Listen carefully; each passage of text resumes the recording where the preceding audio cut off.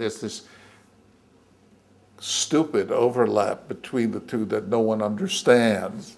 And the lack of distinction between art and design and art and non-art is so puzzling to people. And everybody wants to be an artist because in terms of status, there's almost nothing better you can be in almost any culture, basically because art is terribly important as a survival mechanism for any culture.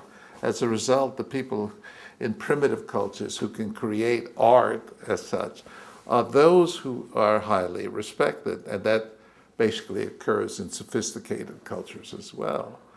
But the only purpose of art is that it is the most powerful instrument for survival.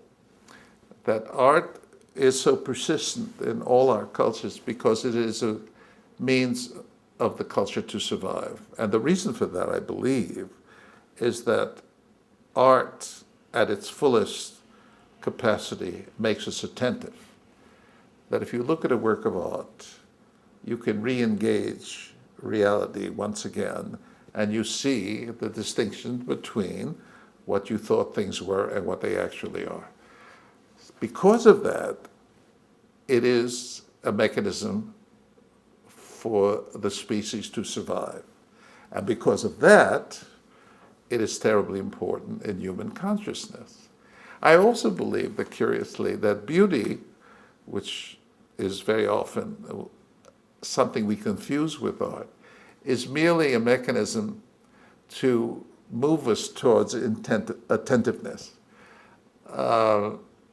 You realize we all have a genetic capacity and need to experience beauty, but beauty is not the ultimate justification for art.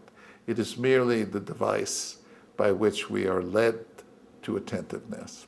Anyhow, this is all very complex, and I've been thinking about it most of my life, and now I finally feel that I can distinguish between what is art and what is not. And my distinction is, if it moves you to attentiveness, it is art. If it doesn't, it's something else. Well, the odd thing about it is to examine the art world, so-called, and examine the real world. The art world is concerned primarily with money and status, and that's linked to people's need to elevate themselves and also to invest in objects that will have a good return. Of course, that is not the standard by which people really interested in art would judge art. And I'm always amused by the definition of fine art, because I never knew what the word fine meant until I looked it up and found out that fine, as applies to art, is a term used in metallurgy. It means that you apply heat to metal of sufficient intensity so that the impurities are burnt off. Well, with that definition, you begin to understand something about the subject, and also you say, well, what are the impurities of art? Well, my belief is that the impurities of art are everything that does not contribute to its function of producing attentiveness. And of course, those impurities are largely status and money. And then you look at what's reported and talked about in the art world, and it's always about the money. The leading issue that people care about in the world of art is what the Bonnard sold for, $40 million at a time which broke all records. And so, well, who cares about what the Bonnard sold for in terms of art?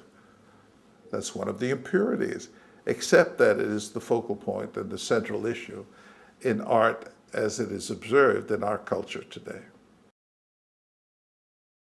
There have been a million encounters, at least, but certainly one of them was when a friend took me to the Frick. I was 18, to show me the first Piero della Francesca I'd ever seen.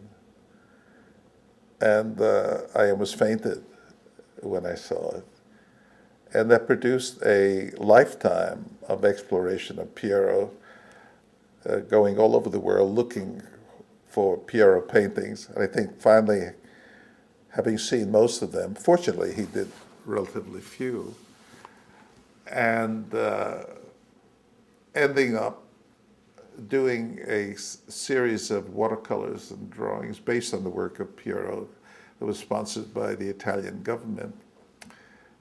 That was actually shown a few years ago in Piero's home in San Sepolcro, which has to be one of the great things that could happen to anyone who was as obsessed as I was.